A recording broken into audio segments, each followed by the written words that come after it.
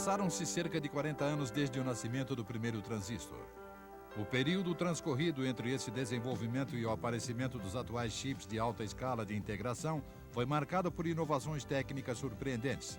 Mais de 300 chips de alta escala de integração podem agora ser fabricados em um simples wafer de silício. O efeito de arco-íris da superfície reflete pontos menores de 1 micron gravados em alta densidade. Esta é uma visão microscópica de um chip de silício com apenas alguns milímetros quadrados. As linhas ordenadas e os padrões na superfície parecem um mapa de uma cidade. Seus transistores integrados são superiores a 1 milhão, com um total de 10 metros de fios interconectados. A largura de cada linha é inferior a 1 micron e consideravelmente inferior a uma bactéria. Esta extraordinária tecnologia de semicondutores é apoiada por inúmeras indústrias relacionadas.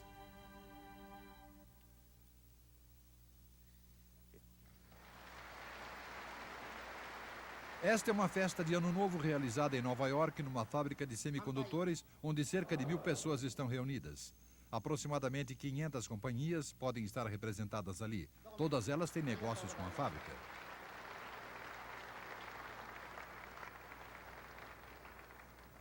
Após os brindes oficiais, cada grupo aguarda a sua vez de desejar Feliz Ano Novo ao gerente da fábrica. A maioria dos participantes se dirige então para festas nas fábricas de outras companhias.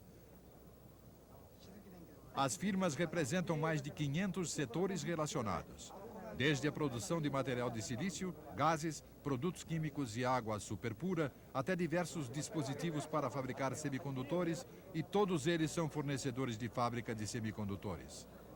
Além disso, cada um deles deve obedecer os padrões mundiais.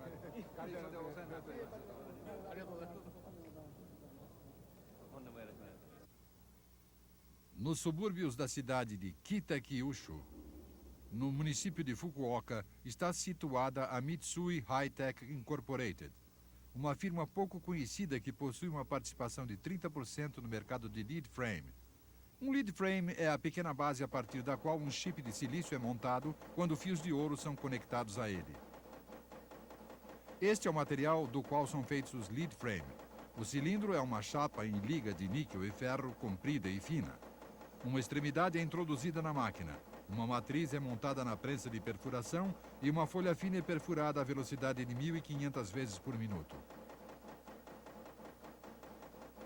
O Sr. Takaaki Mitsui, fundador e atual presidente da companhia, foi o primeiro a perceber que lead frames podiam ser fabricados a um preço mais baixo utilizando-se uma matriz em vez de um processo de gravação. Quando fundei a companhia, éramos apenas 3, eu e 2 empregados. Tínhamos 3 tornos e 6 mãos, numa pequena oficina em uma sala. Foi assim que começamos. Em 1949, quando o Sr. Mitsui começou seu negócio, o Japão lutava para sair da depressão. A primeira coisa que ele aprendeu foi a tecnologia de matrizes de precisão, usando o carboneto de tungstênio. Foi o primeiro a utilizar com sucesso essa tecnologia no Japão. Os pedidos se multiplicaram, a companhia cresceu. Em 1968, o Sr. Mitsui foi para os Estados Unidos. Esta é a base aérea da Marinha Americana em Moffett Field, em Silicon Valley.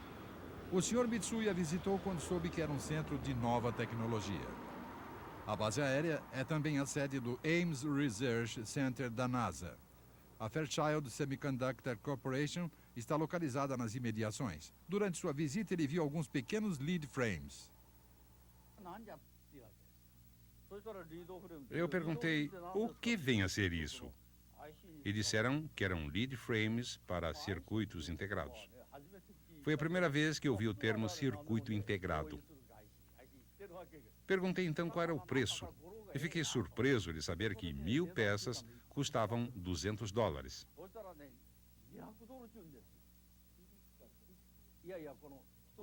Ao ouvir isso, eu disse, vou lhes mostrar que eu posso fazer isso por apenas 1 centavo. Mas eles me olharam como se eu estivesse apenas contando vantagem.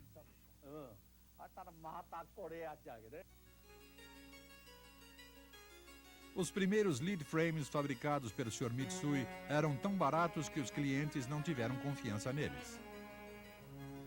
Mas como a Texas Instruments fez um grande pedido, a Mitsui High-Tech cresceu rapidamente. Nesta divisão, as matrizes são feitas de acordo com as especificações dos clientes. Aqui se processam os cortadores para fazer as matrizes. Utilizamos computadores para fazer os projetos desses complicados mecanismos. As vendas anuais são de $300 mil.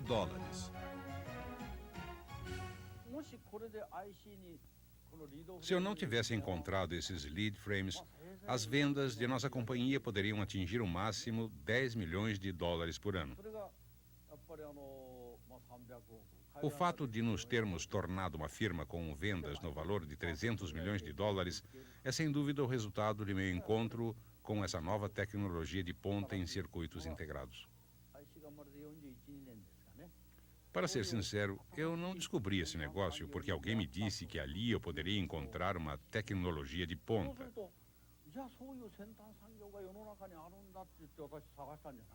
Foi apenas uma questão de sorte. Nada mais do que pura sorte. Foi apenas um fato fortuito.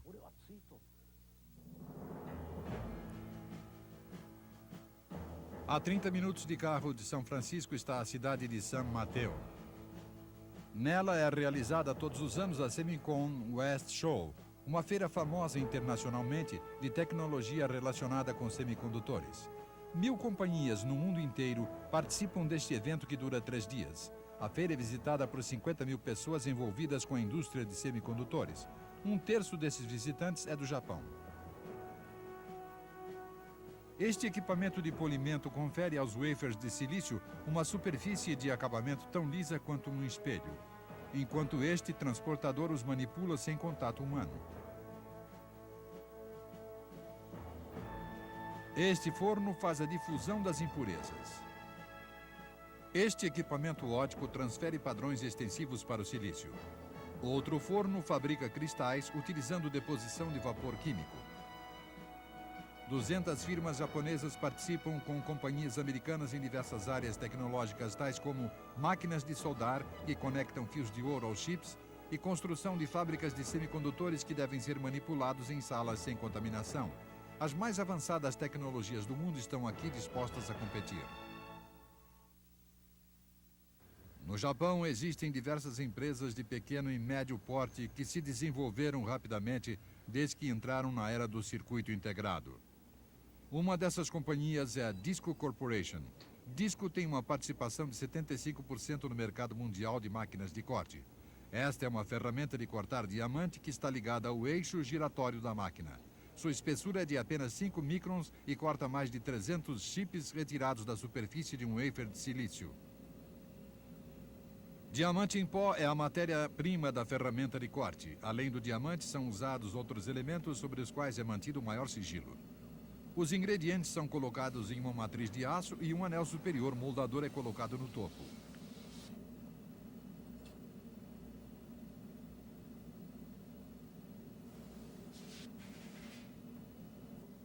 A matriz é então colocada em uma prensa de 200 toneladas para que o pó endureça e adquira a forma de um anel. Esta ferramenta de corte de cor marrom foi removida da matriz após compressão. Nesse estágio, ela tem uma espessura de cerca de 1 milímetro. Depois, endurece no forno e é submetida a maior compressão.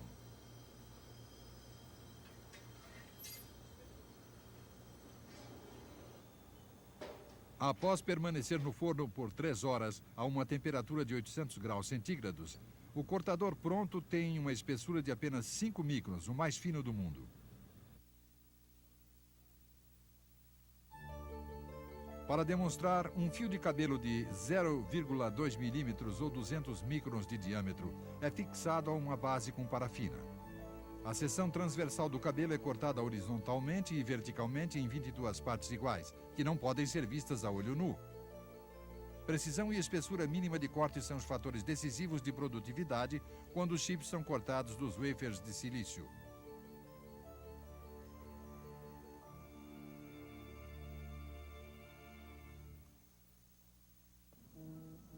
Antes da Segunda Guerra Mundial, o arsenal naval japonês encontrava-se na cidade de Kure, no município de Hiroshima, onde um grande número de rebolos era usado para polir os canos das metralhadoras dos navios de guerra. Disco começou como uma pequena firma de recondicionamento desses rebolos usados. Depois da guerra, o fundador desta firma, que havia se mudado para Tóquio, comprou uma tecnologia na qual um abrasivo é misturado com resina e forma um disco fino, que é endurecido através de cozimento para criar um disco de esmeril. Esse método produz um disco de esmeril extremamente fino, com uma espessura de apenas 140 microns.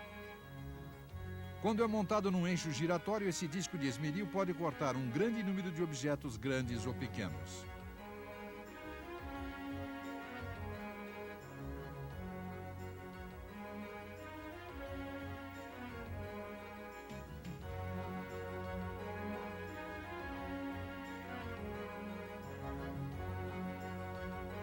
Gradualmente, o desenvolvimento passou a centralizar-se no corte de objetos com precisão.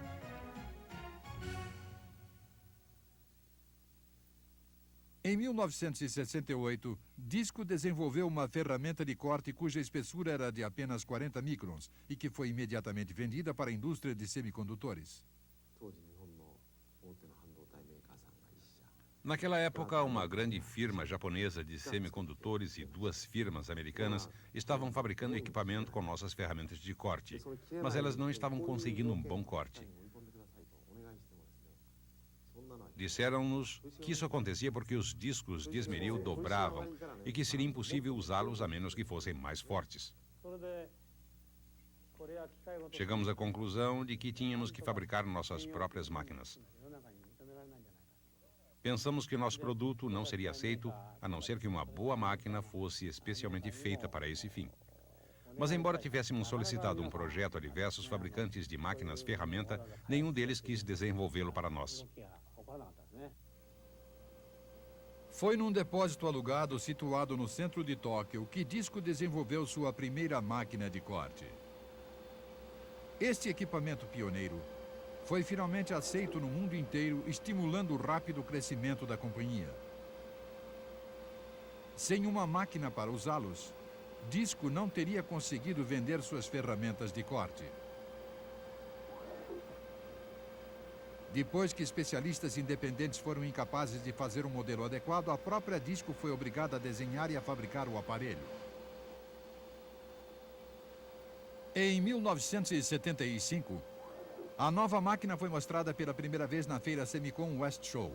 Esse produto foi o resultado de um esforço unificado realizado pelos novos especialistas da companhia para desenvolver uma máquina para fins específicos que pudesse ser usada com semicondutores.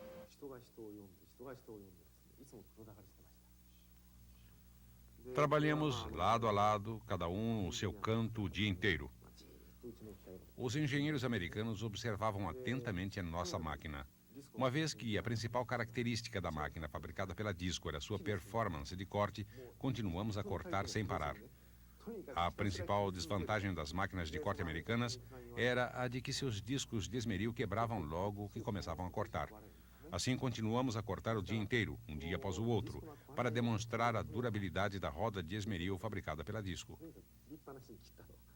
Normalmente, em feiras como essa, não se costuma mostrar tudo. Assim, os pontos fracos de sua máquina não aparecem tanto.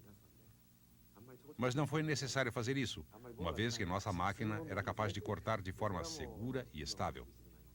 Dia após dia mostramos como um wafer pode ser cortado sequencialmente e em partes tão pequenas que era impossível dizer onde o corte havia sido feito.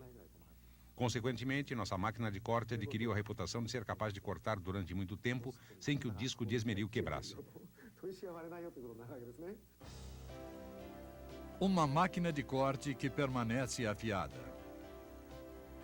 Finalmente, a máquina foi equipada com um microcomputador e transformada em uma máquina inteiramente automática. Essa ferramenta de corte fina e resistente, mais a associação de uma máquina de precisão à tecnologia da computação, tornou o equipamento fácil de usar. Disco cresceu vertiginosamente e a companhia dominou o mercado mundial por um determinado período. Há diversos campos em que os Estados Unidos e o Japão competem na feira Semicon West Show. inclusive no da solda, quando os chips cortados dos wafers são conectados a lead frames através de fios de ouro finos. Este soldador feito por Shinkawa Company pode conectar 208 meadas de fios de ouro por minuto. Esta máquina, fabricada pela indústria rival Kulicke Sofa Industries, tem a mais rápida capacidade de soldagem do mundo, 304 meadas de fios de ouro por minuto. Kulicke Sofa tem sido os líderes no setor de solda desde o surgimento do transistor. Com 1.000 empregados e vendas anuais de 140 milhões de dólares, os soldadores da empresa detêm uma participação de 40% no mercado mundial. Esta é Shinkawa, a primeira companhia no mundo a automatizar o processo de solda. Com 300 empregados e vendas anuais de 150 milhões de dólares, ela também detém uma participação de 40% no mercado mundial.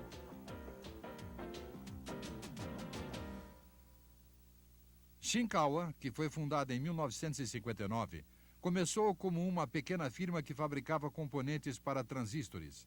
Este é um dos primeiros modelos de seu soldador que era feito manualmente.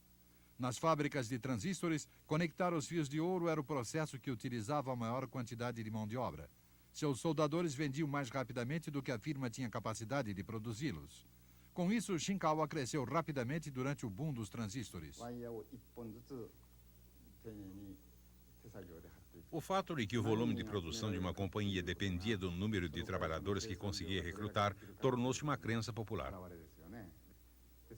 Assim, todos, desde os capatazes até os executivos, percorriam o Japão de ponta a ponta, recrutando trabalhadores nas escolas.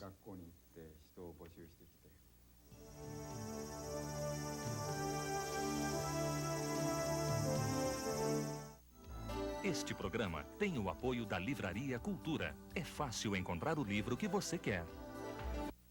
Mensagem partidária obrigatória. Serra tem um plano de desenvolvimento para São Paulo. Quando o Plano Real foi lançado, disseram que era promessa de campanha. Mas ele veio para ficar, e você quer isso. Você sabe também que só o real não basta. Precisamos de desenvolvimento, empregos, salários. E nós temos um plano de desenvolvimento para São Paulo. Vão dizer também que é promessa de campanha, mas é um plano para resolver os problemas da cidade, que são grandes, mas não maiores do que a inflação. É Serra, prefeito! No Vitrine, os bastidores do novo talk show da TV brasileira, com os jornalistas Roberto Mulaerte, Bárbara Gância e Bob Fernandes. Uma entrevista exclusiva com o ator Bill Pullman, que mostra como fazer ficção científica e bater recorde de bilheteria. Terror na publicidade. Você vai conhecer o outro lado de um monstro que anda fazendo sucesso na mídia. Racismo ou não? A polêmica em torno do humorista nordestino Tiririca.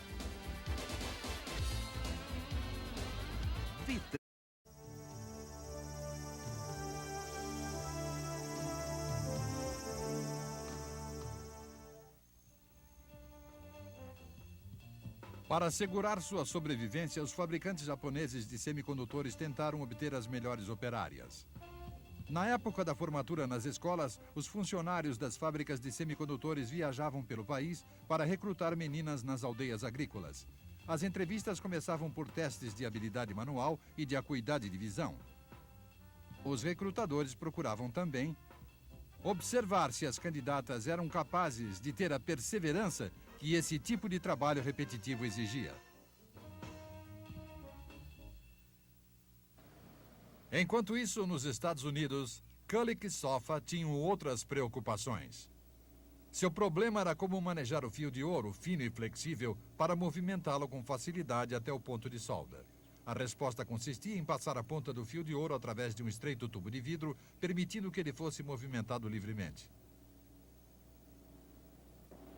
Esse novo método aumentou bastante a velocidade do trabalho de conectar os fios de ouro. Mas o sistema ainda não era perfeito. Quando um fio de ouro acidentalmente caía do tubo de vidro, os operários tinham que parar a linha de produção para recolocá-lo.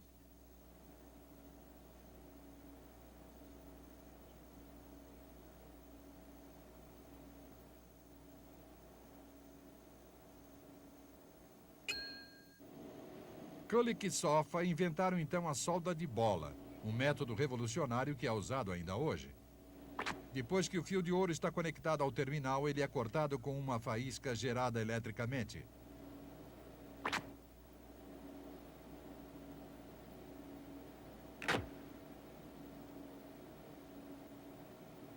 Depois que a faísca sai, a ponta do fio de ouro derrete, formando uma bola.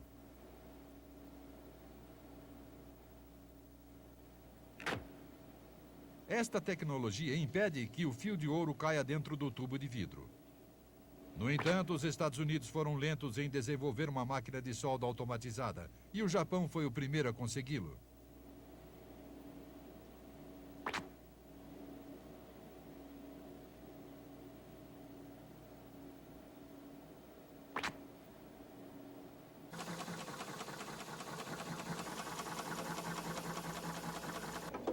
Esta máquina de soldar utiliza a mais moderna tecnologia.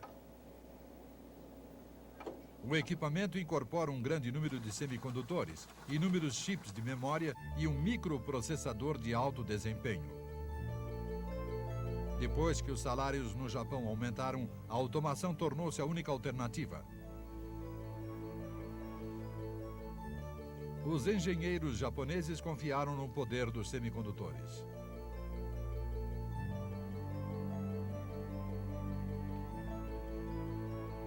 O aparecimento do Intel 4004, o primeiro microprocessador do mundo, forneceu esta oportunidade.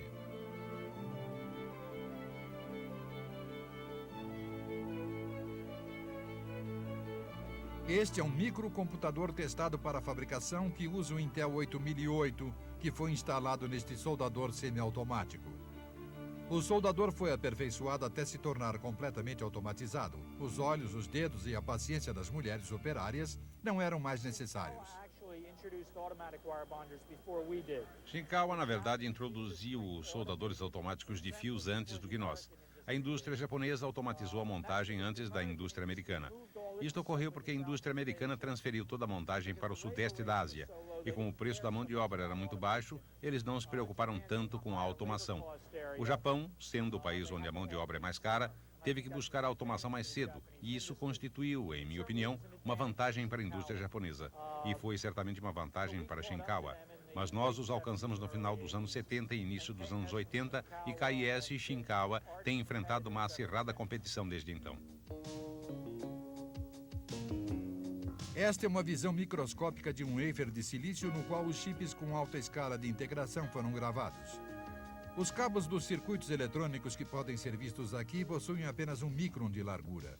A poeira que vemos aqui interceptando estes dois cabos é o principal inimigo dos circuitos microeletrônicos. A moderna indústria de semicondutores sofreu os efeitos da contaminação, tais como a poeira e os íons de sódio. Mas o problema foi superado. Uma vez que o ar da costa contém uma grande quantidade de sódio, as regiões à beira-mar foram consideradas inadequadas para a fabricação de semicondutores. Mas em 1981, Sadakazu Shindo, que era presidente da Mitsubishi Electric Corporation, pensou de forma diferente. Por diversas razões, o Sr. Shindo decidiu construir uma fábrica de semicondutores em Saliyo, nas proximidades do mar interno do Japão. Vivíamos em um mundo em que o homem havia chegado à Lua. Portanto, não fazia sentido pensar que não poderíamos construir uma fábrica de semicondutores perto da costa. Eu disse que isso podia ser feito, e eles fizeram com que isso acontecesse. Talvez eu tenha sido prepotente, mas quando você toma uma decisão, precisa ser prepotente para levá-la adiante. Naquela época, começamos a falar dos problemas provocados pela poeira em quase toda a reunião. Apareciam defeitos por causa da poeira. Na verdade, os operários estavam lutando com a poeira em todos os tipos de processos. Mas ninguém tentou fazer um estudo sistemático da poeira com dados precisos. Todos diziam, a sala está limpa. Mas será que ela estava realmente limpa? Eu queria descobrir para construir uma máquina que medisse o nível de poeira. Assim, realizei diversos testes para ver o que acontecia quando eu mudava a velocidade da minha marcha, andando devagar e chegando até a correr. Na verdade, o que estou dizendo é confidencial, mas suponho que não haja problema, porque isso aconteceu há 15 anos.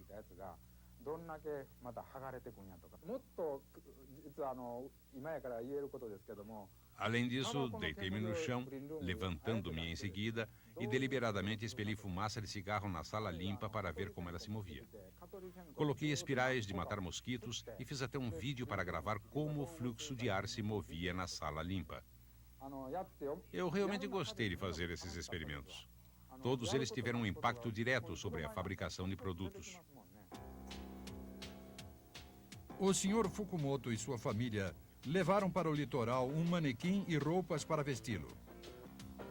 Eles queriam ver a quantidade de sódio que as roupas das pessoas absorviam do ar marinho. Para medir isso, as roupas que haviam sido lavadas com água puríssima foram vestidas no manequim e deixadas nele por 3 dias. O experimento mostrou que perto do mar, o sódio é absorvido por 2 camadas de roupas. Como resultado desse experimento, foi decidido que os operários deveriam mudar de roupa antes de entrar na fábrica.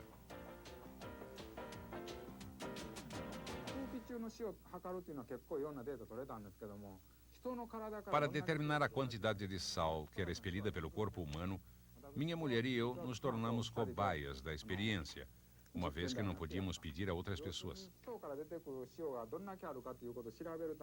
Ficamos sem tomar banho ou trocar de roupas por 3 dias.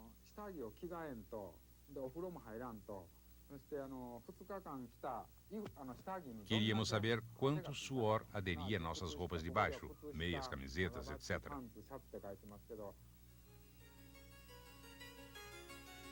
Todos os membros da família vestiram 4 camadas de roupas de baixo que tinham sido lavadas em água puríssima. Deixaram de tomar banho por 3 dias para saber a quantidade de sódio expelida pelo corpo que ficava retida na roupa de baixo.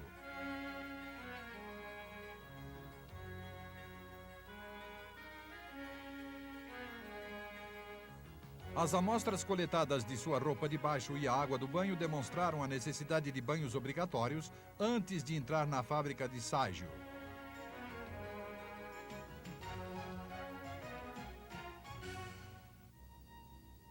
Construir uma fábrica de semicondutores perto do mar apresentava muitos outros problemas. Era também preciso, por exemplo, saber como evitar que o ar marinho saturado de sal penetrasse dentro da fábrica. Camadas de filtros de alta performance foram aperfeiçoadas após experimentos de tentativa e erro. Por exemplo, quando a umidade estava alta, o sódio que tinha sido retido pelos filtros derretia devido à umidade do ar e passava pelo outro lado.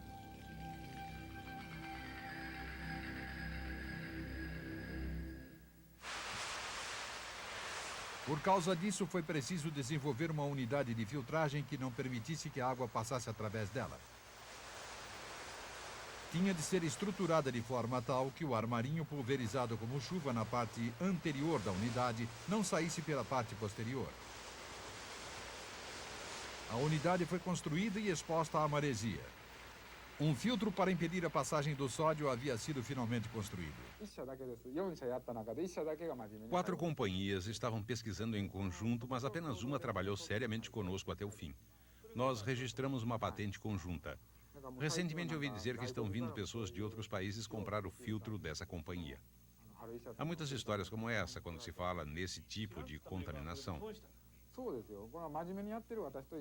Quando as coisas são óbvias e alguém diz a você que não está bom, você trabalha freneticamente para melhorar. Mas em áreas onde as coisas não são tão óbvias, logo aparece a diferença entre aqueles que vão dizer que não sabem e aqueles que tentarão seriamente fazer algo. Os que se propõem fazer algo são aqueles de que precisamos para lidar com questões como a preservação da terra.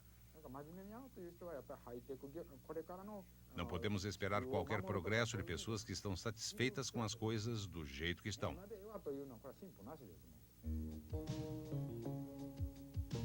O dispositivo que reduz e transfere diagramas de circuitos grandes e complicados para wafers é chamado de stepper.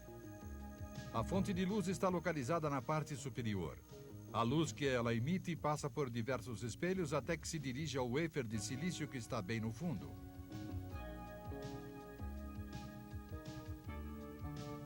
A luz azul emitida por uma lâmpada ultravioleta no canto superior direito passa através das lentes, sofre uma refração em ângulo reto pelo prisma e é enviada através de um tubo vertical com lentes.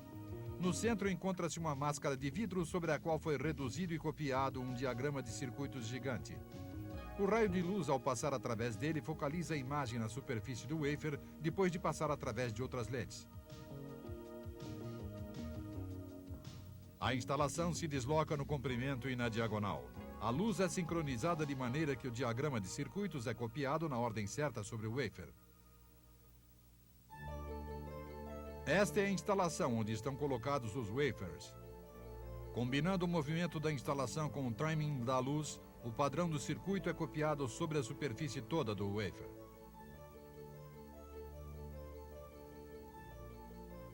O nível da instalação precisa ser extremamente preciso. Ele está colocado em ranhuras em forma de V, de maneira a poder se movimentar livremente no sentido do comprimento e na diagonal.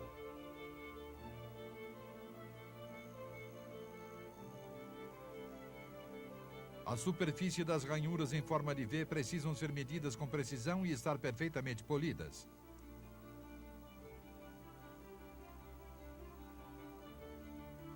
O polimento é feito com rebolo especial, cuja tecnologia é tão secreta que não pode ser filmada.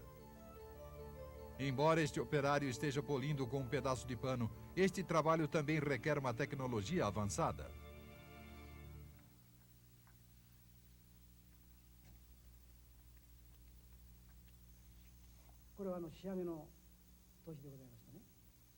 Este é um rebolo para trabalho de acabamento. É usado para polir uma superfície, dando um fino acabamento a uma superfície áspera. Com o polimento, a superfície torna-se tão lisa quanto um espelho. Se uma parte estiver um pouco alta, usamos esta versão para fazer desaparecer este ponto. Pensei que não haveria muita variação, mesmo se realizássemos esse trabalho sob temperaturas normais. Mas quando se começa a discutir 1 micron ou 2 microns, ou no nível de 0,2 microns ou 0,3 microns, qualquer pessoa que diga, mostre-me o que você está fazendo agora, por exemplo, compromete a precisão da máquina.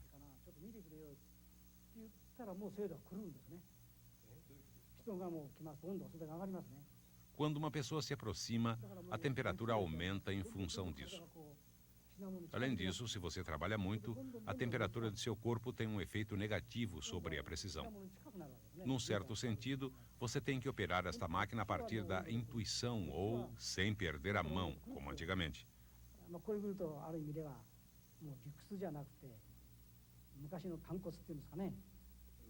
Fazer funcionar esta máquina requer um talento especial.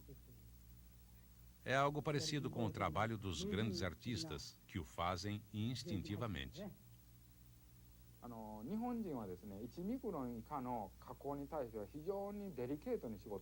Os japoneses fazem um trabalho muito delicado até para processamento de medidas de submicrons. Mas os americanos e os europeus não tentam trabalhar quando as tolerâncias são inferiores a 1 micron. Isso não significa que eles não sejam sérios em relação ao seu trabalho. Isso ocorre porque as diferenças não podem ser vistas.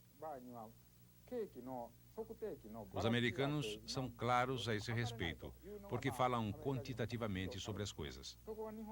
Se existe um padrão, e se esse padrão só puder ser medido em microns, por exemplo, então medir unidades menores é desprovido de sentido, uma vez que os gabaritos e os dispositivos de medida fornecem leituras incompatíveis. Os japoneses, por outro lado, fazem o possível para medir 0,2 microns, mesmo nessas circunstâncias.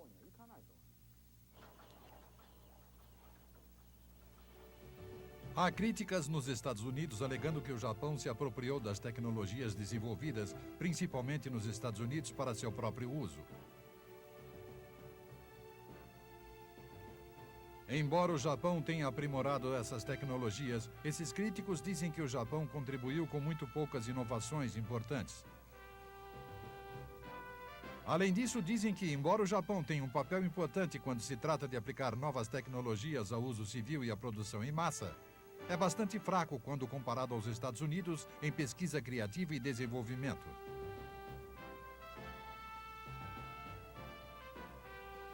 Dois homens que viram a tecnologia japonesa de semicondutores se desenvolver explicam as respectivas diferenças.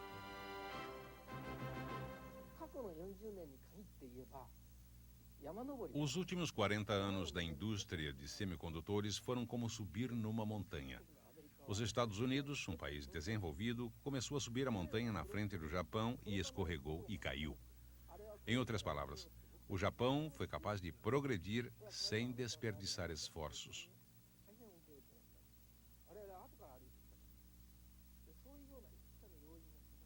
Um outro fator importante é que a velocidade com a qual os Estados Unidos subiam diminuiu. Isso aconteceu não porque os Estados Unidos sejam preguiçosos, mas porque sua tecnologia está agora madura. Quando você entra na idade madura, quanto mais desenvolvido for o país, mais difíceis as coisas se tornam.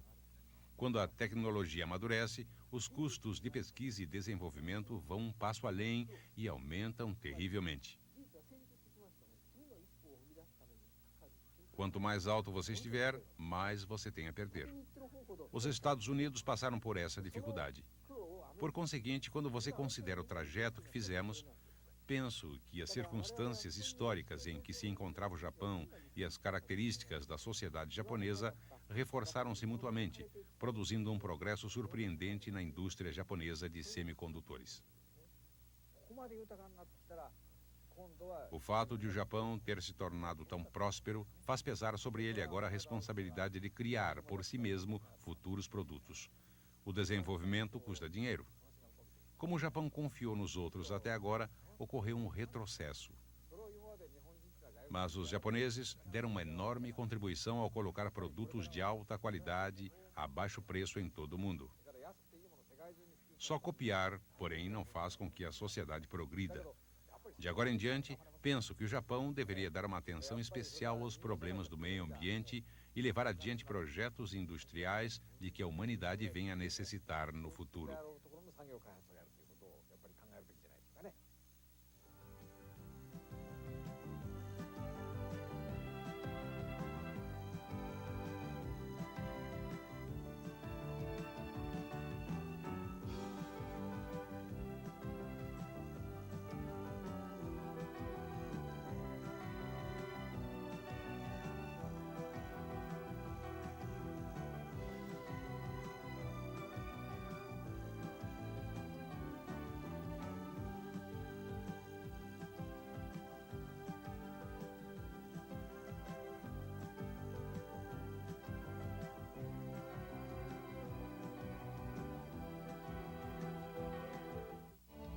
Este programa teve o apoio cultural da Livraria Cultura. É fácil encontrar o livro que você quer.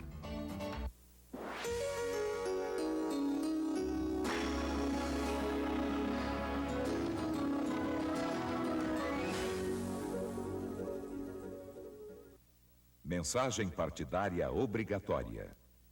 Pela primeira vez em 30 anos, a militância do PMDB de São Paulo escolhe o seu candidato a prefeito através de um processo livre, sem imposição.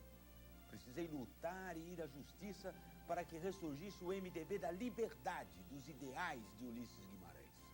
Vamos juntos, companheiros, construir esse novo partido que reencontra as suas raízes. É com ele que eu me apresento a você. Pinote.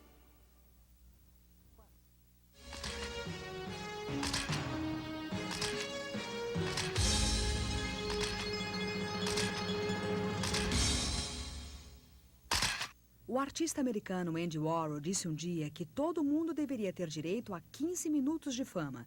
De certa forma, isso ocorreu com Roland Moreno, o excêntrico inventor do microchip. O cartão microchip é um pequeno cartão magnético com memória, um microcircuito eletrônico. Pode ser usado em uma determinada quantidade que o cartão guarda na memória como crédito e debita a cada uso, como numa chamada telefônica, por exemplo. Essa invenção, que afeta o dia a dia de milhões de usuários, é obra de um francês, Roland Moreno. O laboratório de pesquisa de Moreno tem um aspecto engraçado. Ele passou parte da vida inventando coisas sem qualquer valor utilitário.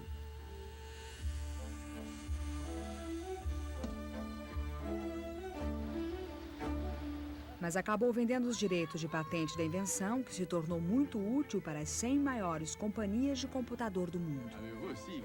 Entre elas, a France Telecom, que produz 50 milhões de telecartões por ano.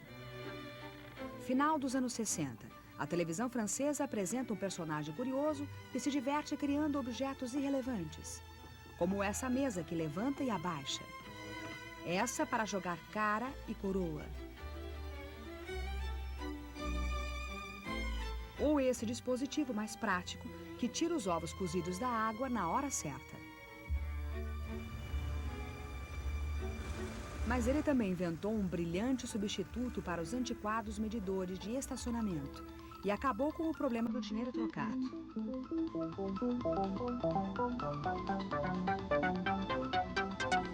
A engenhosa ideia de Moreno substituiu o trocado ou as notas por dinheiro eletrônico.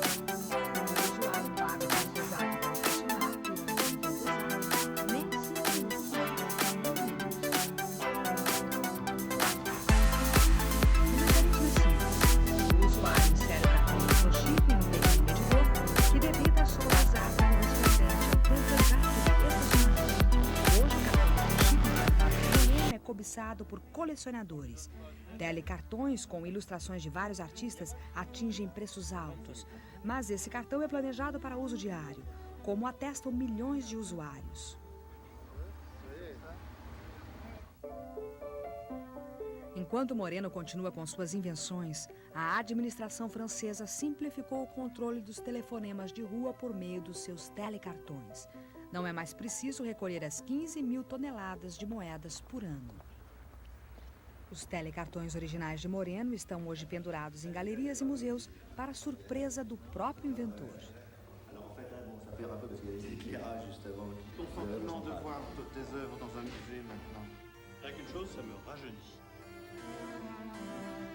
Afora suas invenções frívolas ou simplesmente divertidas, o excêntrico Moreno é o protótipo da nova geração de inventores que podem produzir em casa sem complexos sistemas de computador capazes de abalar o mundo.